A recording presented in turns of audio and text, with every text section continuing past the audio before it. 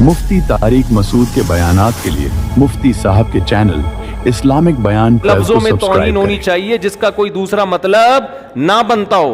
इसमें जबान का लुढ़खड़ा जाना और कह कुछ रहा था निकल कुछ और गया, अगले को मौका देना चाहिए कि आप क्या कहना चाहते हैं। एक बेगुनाह आदमी मारा जाए ये बदतरीन है इससे कि 100 गुनाहगार छूट जाएं। किसी दिन तुम पे इल्जाम लगे किसी तुम्हारी गलती जो तुम जान कर नहीं कर रहे हो और खुद अंदर होगे तो फिर तुम्हें एहसास होगा कि ये हो क्या रहा है मार्केट में। बताओ ऐसे मौके पे इंसाफ मिलेगा किसी को? नहीं, यही बात समझ में। रिसालत की सजा पाकिस्तान में क्या है? कत्ल है ना, तो जुर्म बड़ा है, सजा भी क्या है? बड़ी है। तो इसके लिए भी कानून ये होना चाहिए कि सबूत भी और शक व शुबहे से बिल्कुल बालातर, दो टोक और वाज़ेह लफ्जों में तौहीन होनी चाहिए जिसका कोई दूसरा मतलब ना बनता हो। इसमें जबान का लुढ़खड़ा जाना और कह कुछ रहा था निकल कुछ और गया, अगले को मौका देना चाहिए कि आप क्या कहना चाहते हैं। और अगर हम सुप्रीम कोर्ट कानून में ये अनाउंस कर दे, ये फैसले के वक्त सुना दे कि इतने सारे शुबहात पैदा हो गए हैं जिन शुबहात की वजह से जुर्म साबित नहीं हो रही, तो आप सुप्रीम कोर्ट की को चैलेंज नहीं कर सकते। हमारे यहाँ हो ये रहा है कि किसी पर तौहीन का जो है ना इल्ज़ाम लगा, अब होता क्या है, मैं हवाई फायरिंग नहीं कर रहा, ये हवाई बातें नहीं कर रहा। हमारे यहाँ इस कानून का कैसा गलत इस्तेमाल हो रहा है, असल में खुद नहीं अंदर गए ना। किसी दिन तुम पे इल्जाम लगे किसी तुम्हारी गलती जो तुम जान कर नहीं कर रहे हो और खुद अंदर होगे तो फिर तुम्हें एहसास होगा कि ये हो क्या रहा है मार्केट में। हमारे यहां पता है क्या होता है, किसी ने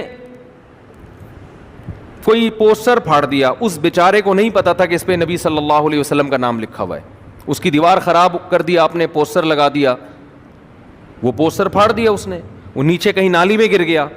आपको वैसे ही इंतकाम लेने का शौक था, कोई मसला चल रहा था आपका उसके साथ, या आपने उसको, वो गैर मुस्लिम है, आपने उसको वरगलाया, उसको टॉर्चर किया, उसके मजहब को बुरा भला कहा, उसके बड़ों को आपने बुरा भला कह के इतना टॉर्चर किया कि उसकी जबान से भी कोई लफ्ज आपके खिलाफ या इस्लाम के खिलाफ निकल गया। आपने फौरन बंदों को जमा किया, देखो ये नबी को ऐसे कह रहा है, देखो इसने कुरान की तौहीन की है, देखो इसने ये किया है। लोग ये नहीं देखते कि इसने कहा भी है कि नहीं, हो सकता है नहीं किया उसने। एक लोगों का जम्मे गफीर इकट्ठा हो जाएगा और जाएंगे थाने रिपोर्ट कराने के लिए।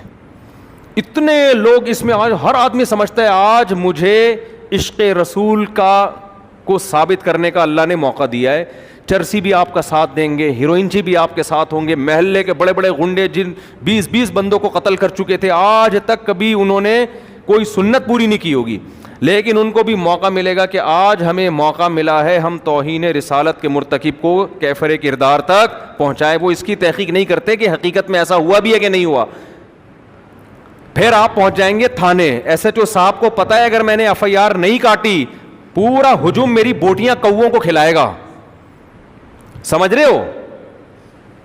नहीं आ रही बात, मेरा ख्याल है ये कौम का जज्बातीपन है जो मैं बता रहा हूं। नहीं समझ में आ रहा ना तो कभी आपके ऊपर पड़ेगी तो पता चलेगा।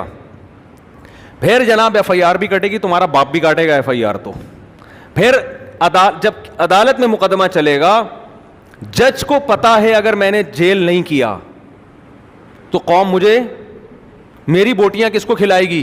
कौओं को खिलाएगी। समझते हो? और इधर से जो वकील होगा ना, जो उसकी तरफ से वकील है जिस पर फर्द जुर्म लगी है, उसको पता है कि अगर मैंने इसका ज्यादा दिफा किया तो मेरी बोटियां किसको खिलाई जाएंगी? कौओं को। बताओ ऐसे मौके पे इंसाफ मिलेगा किसी को? नहीं, यही बात समझ में। फिर जब वो केस उसके ऊपर चलेगा, हर जज पहनाएगा कि यार ये आगे किसी को, फिर केस चलता है लंबा।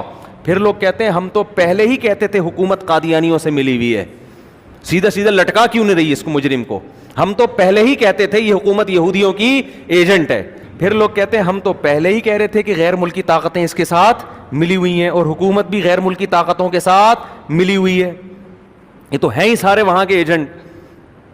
फिर अगर सुप्रीम कोर्ट बरी कर दे اور پہ لکھ دے کہ جی اتنے پوائنٹ ہیں, اتنے شبہات ہیں جس کی وجہ سے ہم یقینی طور پہ نہیں کہہ سکتے کہ اس نے توہین کا ارتکاب کیا ہے, تو سپریم کورٹ کو گالیاں, وہ معین اختر کے ماموں جیسے گالیاں دیتے تھے نا, صحیح ہے, تو وہی کام ہمارے ہاں عوام کر رہی ہوتی ہے.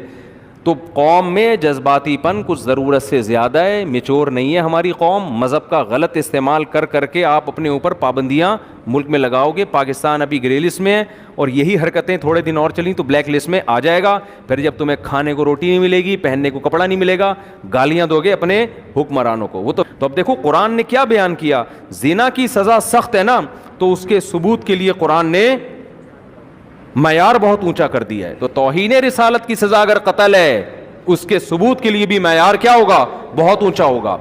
ہر شک کا فائدہ مجرم کو ہوگا.